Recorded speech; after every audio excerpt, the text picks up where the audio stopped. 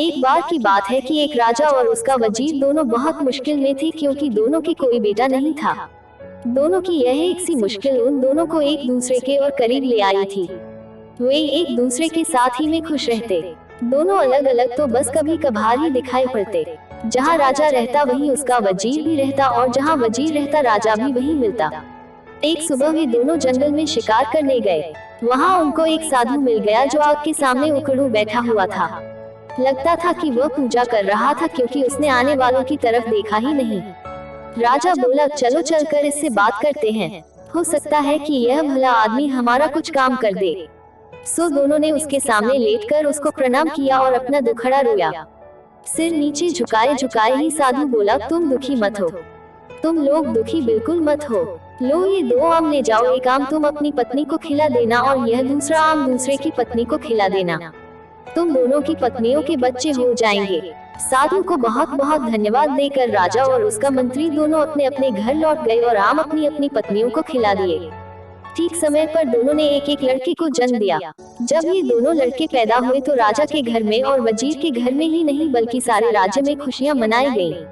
ब्राह्मणों को बिना नाप तोल के बहुत सारी भेंटें दी गईं। गरीब लोगों को खाना खिलाया गया। सारे कैदी छोड़ दिए गए। देश में ऐसा समय पहले कभी किसी ने नहीं देखा था। जैसा कि सोचा जा सकता है, दोनों घरों में दोनों बच्चों की खास देखभाल की गई। जब वे बहुत छोटे थे तो उनकी देखभाल के लिए कई दाइयां रखी गईं, और जब वे कुछ बड़े हो गए तब उनको कई टीचर पढ़ाने के लिए रखे गए। उनको सब तरह की शिक्षा दिलवाने के लिए किसी पैसे या कोशिशों में किसी तरह की कोई कमी नहीं बरती गई। इससे वे दोनों शिक्षा और कला दोनों में बहुत अच्छे निकले। अपने पिताओं की तरह वे भी आपस में एक दूसरे से बहुत प्यार करते थे और दोनों अक्सर साथ साथ ही रहते। एक दिन वे दोनों शिकार खेलने के लिए एक साथ जंगल में गए। वहाँ वे दोनों घंटों तक शिकार की खोज में घूमते रहे। काफी देर बाद राजकुमार बहुत थक गया और उसे प्यास भी लगाई। वे अपने घोड़ों से उतर गए और उन्होंने अपने अपने घोड़े एक पेड़ से बांध दिए। राजकुमार वहीं घोड़ों के पास बैठ गया और वजीर का बेटा पानी की खोज में चल दिया। उसको जल्दी ही एक छोटी सी नदी मिल गई। वो राजकुमार की प्यास को तो भूल गया और उस नदी के स्रोत को ढूंढने चल दिया।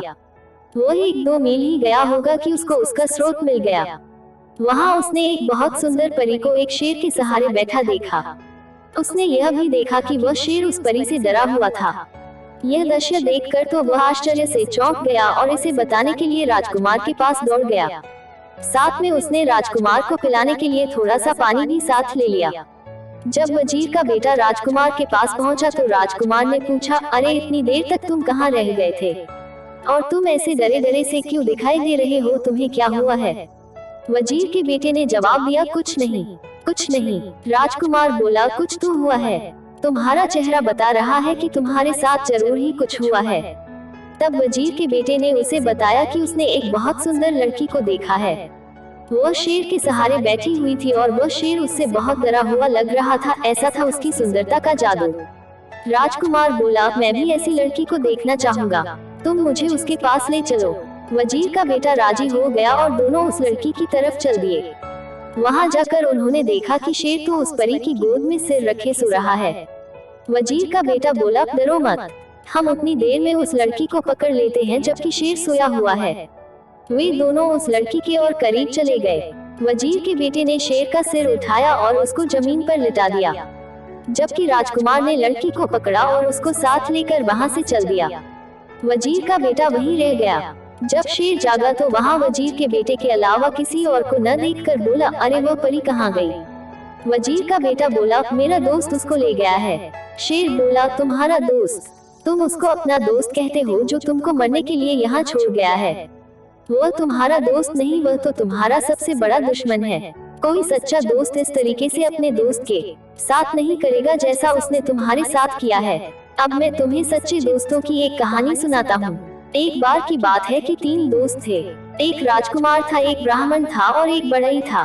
इन तीनों के पास अपनी अपनी खास चतुराई थी।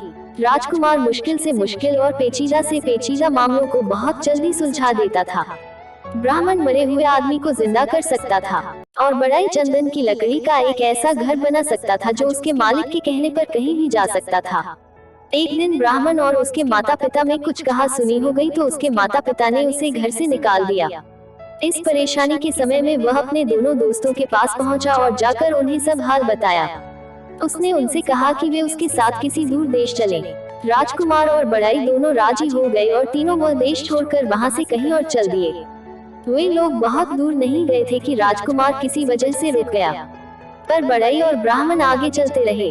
कुछ देर बाद राजकुमार जल्दी जल्दी आगे चला ताकि वह अपने दोस्तों को पकड़ सके, पर बदनसीबी से वह दूसरे रास्ते पर चला गया और उनको न पा सका।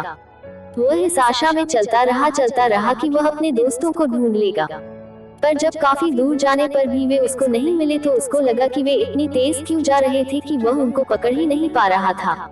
पर इस बीच ब्राह्मण और बड़ाई दोनों बहुत ही धीरे चल रहे थे और सोच रहे थे कि राजकुमार अब तक उनको पकड़ क्यों नहीं पाया, वे लोग तो बहुत धीरे धीरे जा रहे थे। आखिर यह सोचकर उन्होंने उसके आने की आशा छोड़ दी कि शायद उसको घर की याद आ रही होगी तो वह घर वापस चला गया होगा। चलते चलते राजकुमार एक बहुत बड़े मैदान में आ निकला जिसके बीच में एक बहुत बड़ी और शानदार बिल्डिंग खड़ी थी। उसने सोचा, यहाँ कौन रहता है? यकीनन कोई ताकतवर आदमी ही रहता होगा, मैं जाकर मालूम करता हूँ। सोचते हुए वह उस बिल्डिंग के दरवाजे तक गया और दरवाजा खटखटाया तो एक बहुत ही सुंदर लड़की ने दरवाजा खोला और बड़ी मीठी आवाज में उसको अंदर आने के लिए कहा। जब वह अंदर आ गया तो वह रो पड़ी। राजकुमार ने उससे उसके रोने की वजह पूछी तो वह बोली, तुम्हारी सुंदरता और तुम्हारी जवानी देखकर मुझे तुम पर दया आती है। अनजाने में ही तुम अपनी मौत के मुंह में आ फंसे हो। तुमने यहाँ आने से पहले यहाँ के बारे में जानने की कोशिश क्यों नहीं की? क्या तुमको पता नहीं कि यहाँ एक राक्षस रहता है जिसने कई मीलों दूर तक के सारे आदमियों को खा लिया है? अफसोस, अब तुम्हें मैं क्या बताऊं, मुझे डर है कि वो तुम्हें भी खा जाएगा। राजकुमार बोला, नहीं नहीं, तुम इतनी नाउम्मीद न हो, धीरज रखो, मुझे उसके बारे में कुछ बताओ तो शायद मेरी जान बच जाए। वो लड़की सिसकते हुए बोली, पर मुझे पता नहीं कि मैं तुम्हारी सुरक्षा के लिए क्या करूं। फिर वह उसको मकान के पीछे वाले कमरे की तरफ ले गई और उसमें रखे एक बड़े बक्से में उसको बंद कर दिया और उससे बोली, अब तुम यहाँ तब तक चुपचाप रहो जब तक मैं यहाँ दोबारा आती हूँ। भगवान तुम्हारी रक्षा करें। शाम को राक्षस लौटा तो उसकी तेज सूंघने की ताकत ने उसे बता दिया कि वहीं कहीं कोई आदमी मौजूद था। उसने लड़की से पूछा कि क्या तुम्हारे अलावा यहाँ कोई और भी आदमी है? कौन है वह, कहाँ है वह, जल्दी बताओ, मुझे बहुत जोर की भूख लगी है। लड़की बोली, लगता है आज तुम्हारी तबीयत ठीक नहीं है, यहाँ कोई आदमी नहीं आया। तुम क्या समझते हो कि यहाँ आने की कोई हिम्मत करेगा जो सारी दुनिया के लिए भयानक है? यह सुनकर राक्षस चुप हो गया। स्त्री ने देखा कि उसके शब्दों का असर उस पर हो गया है तो उसकी हिम्मत और बढ़ गई। उसको उससे मजाक सूझा तो उसने उससे उसकी जिंदगी के बारे में कुछ और जानना चाहा। वह बोली, तुम मुझे रोज इस घर में अकेला छोड़ जाते हो और जब तुम चले जाते हो तो मुझे यही पता नहीं होता कि तुम कब वापस लौटोगे। कभी कभी मुझे लगता है कि शायद तुम कभी वापस नहीं लौटोगे और तब मैं सोचती हूँ कि मैं किधर जाऊंगी, क्या करूँगी। तुम्हारी वजह से लोग मुझसे नफरत करते हैं तो मुझे लगता है कि किसी दिन वे मुझे मार देंगे। तुम ही मुझे बताओ कि क्या मुझे डरने की कोई जरूरत नहीं है? राक्षस बोला, प्रिय रो मत, तुम्हें डरने की कोई जरूरत नहीं है क्योंकि मैं कभी नहीं मरूंगा। फिर उस बिल्डिंग के एक बहुत बड़े खंभे की तरफ इशारा करते हुए वह बोला, जब तक यह खंभा न टूट जाए मैं नहीं मर सकता। पर यहाँ कौन है जो यह बात जाने? अगली सुबह जैसे ही राक्षस बाहर गया वह लड़की गई और उसने राजकुमार को आजाद कर दिया और उसको रात वाली सारी बातें बता दी।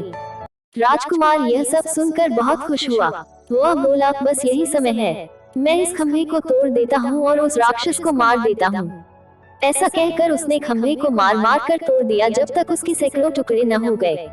ऐसा लग रहा था कि राजकुमार की हर चोट सीधी राक्षस पर पड़ रही थी क्योंकि जैसे ही वह खंभे को मारता था राक्षस बहुत जोर से चिल्लाता था। जब खंभा टूटकर गिर गया तो राक्षस भी मर गया। अब राजकुमार उस सुंदर लड़की के साथ उस घर में रहने लगा। आसपास के लोग उसका राक्षस को मारने के लिए धन्यवाद करने के लिए आए। उसके बाद उस देश में शांति और खुशहाली छा गई। आसपास की जमीन में फिर से खेती होने लगी, गांव बसने लगे, वातावरण में लोगों की हंसी और संगीत गूंजने लगा। पर सच्ची खुशी हमेशा के लिए तो नहीं रहती। एक दिन वह लड़की अपने घर की एक खिड़की के सामने अपने बाल संवार रही थी। बाल संवार कर कंघी उसने खिड़की की दीवार पर रख दी कि एक कौवा वहां आया और उस कंघी को लेकर उड़ गया। वह उसको बहुत दूर समुद्र के पास लेकर उड़ गया और वहां जाकर उसको पानी में गिरा दिया। वहां उसको एक बड़ी सी मछली ने निगल लिया और इस मछली को इत्तेफाक से एक मछियारे ने पकड़ लिया। उसने देखा कि मछली बहुत बढ़िया थी, सो उसे वह राजा के महल में राजा के खाने के लिए दे आया। जब रसोइया मछली साफ कर रहा था तो उसको उसके पेट में एक कंघी मिली। उसको यह बड़ा अजीब सा लगा, सो वह उसको राजा के पास ले गया। राजा ने जब वह कंघी देखी तो उसने उसके मालिक से मिलने की इच्छा प्रकट की। उसने चारों तरफ अपने आदमी भेजे कि वह उस कंघी वाली का पता लगा कर लाएं, और उसको बहुत बड़ा इनाम देने का वायदा किया जो उसे उसके पास लाएगा। कुछ समय बाद एक स्त्री मिली जिसने कहा कि वह उस कंघी को पहचानती है, और उसने यह वायदा भी किया कि वह उस कंघी की मालकिन से राजा को मिलवा देगी। वह राजकुमार की पत्नी से मिली और बहुत जल्दी ही उनके परिवार में घुल मिल गई। इतना ही नहीं बल्कि उसको घर में रहने के लिए भी बुला लिया गया, जो उसने तुरंत ही स्वीकार कर लिया। उसने देखा कि जब तक राजकुमार जिंदा है तब तक वह अपने उद्देश्य में सफल नहीं हो सकती, तो उसने राजकुमार को जहर दे दिया और हकीम को रिश्वत देकर उसकी पत्नी से यह कहलवा दिया कि वह अपनी मौत ही मरा है। उफ, राजकुमार की पत्नी तो राजकुमार की मौत पर बहुत दुखी हुई और बहुत रोई। उसके इतना दुखी होने पर तो लोगों को लगा कि वह तो मर ही जाएगी, पर उसने उसकी लाश को नहीं छोड़ा। उसने उसको एक मजबूत बक्से में बंद करके अपने प्राइवेट कमरे में रख लिया। उसने अपने पति से उसके दो दोस्तों के बारे में अक्सर सुना था कि वे क्या कर सकते थे। उसको यह आशा थी कि एक दिन वह उनसे जरूर मिलेगी और अपने पति को जिंदा करवा लेगी। जैसे ही उस स्त्री को मौका लगा, उसने उस लड़की को उसका घर छोड़ने के लिए और अपने साथ रहने के लिए कहा कि वहाँ तो वह काफी परेशान थी, कुछ दिन वह वहाँ से कहीं दूर रह लेगी तो उसको थोड़ी शांति मिल जाएगी। लड़की राजी हो गई और उसके साथ चली गई। अपने घर आते ही उस स्त्री ने राजा को खबर की कि वह अपने उद्देश्य में सफल हो गई है। राजा वहां आया और उस लड़की को जबरदस्ती अपने महल ले गया और उससे प्रार्थना की कि वह उसके साथ उसकी रानी बनकर रहे। लड़की बोली कि वह उससे शादी तो कर लेगी, पर उसको 6 महीने का समय दिया जाए, क्योंकि उसके पंडित ने उससे ऐसा करने के लिए कहा था। राजा यह सुनकर बहुत खुश हुआ और उस दिन का इंतजार करने लगा जब वह दिन आएगा जब वह उस लड़की से शादी कर पाएगा। उसके लिए उसने एक छोटा सा महल सड़क के किनारे बनवा दिया था। वह उसी में अकेली रहती थी। इस बीच वह लड़की भगवान से यह मनाती रही कि उसके पति के दोनों दोस्त कहीं से उसे मिल जाए तो वह इस राजा से शादी करने से बच जाए। वह हर जगह पूछताछ करती रही। वह हमेशा अपनी खिड़की पर ही बैठी रहती और इस आशा में बाहर की तरफ देखती रहती कि शायद वे दोनों वहां से कभी गुजरे। एक दिन उसने 2 आदमी अपने घर की तरफ आते देखे तो उसने उनसे पूछा, आप लोग कौन हैं और कहां से आए हैं? वे बोले, हम लोग यात्री हैं और काफी यात्रा करने के बाद यहाँ तक पहुँचे हैं। हमारे साथ हमारा एक दोस्त राजकुमार भी था, पर अब वह खो गया है, हम उसी को ढूंढते हैं। लड़की बोली, आप अंदर आइए और थोड़ा आराम कीजिए, फिर मुझे अपने खोए हुए दोस्त के बारे में कुछ बताइए। शायद मैं आपके खोए हुए दोस्त को ढूंढने में आपकी कुछ सहायता कर सकूं। सो वे दोनों महल में चले गए और उस लड़की के पास बैठकर उन्होंने उसको अपनी सारी कहानी बताई। लड़की बोली, भगवान का लाख लाख धन्यवाद है कि आप लोग यहाँ हैं, पर मुझे अफसोस है कि राजकुमार तो मर चुका है। ब्राह्मण बोला, उसकी आप चिंता न करें, मैं उसको जिंदा कर लूंगा। भगवान का लाख लाख धन्यवाद है कि हम ठीक जगह पर पहुँच गए। भगवान आपकी हर इच्छा पूरी करे, आप हमें राजकुमार का शरीर दिखा दीजिए। लड़की बोली, पर जरा ठहरिए, हमको बड़ी सावधानी से काम लेना है। इस देश के राजा को मुझसे बहुत प्यार हो गया है। मेरी प्रार्थना पर वह शादी के लिए 6 महीने तक मेरा इंतजार करेगा। 6 महीने पूरे होने वाले हैं और 6 महीने पूरे होते ही वह मुझको यहाँ से ले जाएगा। हम लोगों को बहुत ही सावधानी से काम करना है, क्योंकि राजा ने मेरे चारों तरफ बहुत सारा पहरा लगा रखा है। जो कुछ भी यहाँ होता रहता है, ये पहरेदार जाकर राजा को सब बताते रहते हैं। मुझे यकीन है कि आपका यहाँ होना भी राजा को पता चल गया होगा। अब देखना यह है कि हम यहाँ से निकले कैसे। बड़ाई बोला, मैम आप डरिए नहीं, अगर आप मुझे जरा सा चंदन की लकड़ी का टुकड़ा ला दे तो मैं उससे एक ऐसा महल बना दूंगा जो उसके मालिक की इच्छा पर इधर से उधर आ जा सकेगा। लड़की बोली, ठीक है, मैं देखती हूँ। इसी समय उस लड़की ने एक दूत राजा के महल की तरफ एक संदेश लेकर भेजा, मैंने आपसे शादी करने का फैसला किया है। हमारी शादी का दिन पास आ रहा है, आप मुझसे खुश रहिए, आप मुझे 300 मन चंदन की लकड़ी भिजवा दें। राजा ने तुरंत ही उसकी बात मानकर उसको 300 मन चंदन की लकड़ी भिजवा दी और बढ़ई ने उससे मकान बनाना शुरू कर दिया। जब मकान बनकर तैयार हो गया तो लड़की ने राजा को एक और संदेश भेजा, ओ भले शानदार राजा, हमारी शादी का दिन अब पास आ रहा है, तो आप मेरी भाभी और नंद को यहाँ तुरंत आने की इजाजत दें। मैं अपनी शादी के बारे में उनसे कुछ सलाह लेना चाहती हूँ। राजा ने उसकी यह प्रार्थना भी मान ली। जैसे ही वे दोनों स्त्रियां उस लड़की के पास चंदन के मकान में पहुंची, वैसे ही बढ़ई ने उस मकान को राक्षस के मकान के पास जाने के लिए कहा। वहां उनको राजकुमार मिल जाता और वे लोग राजा से दूर आराम से रहते। बढ़ई के कहते ही चंदन का मकान उठ चला और वह इतनी बेआवाज उड़ा कि किसी को पता ही नहीं चला कि क्या हो रहा है।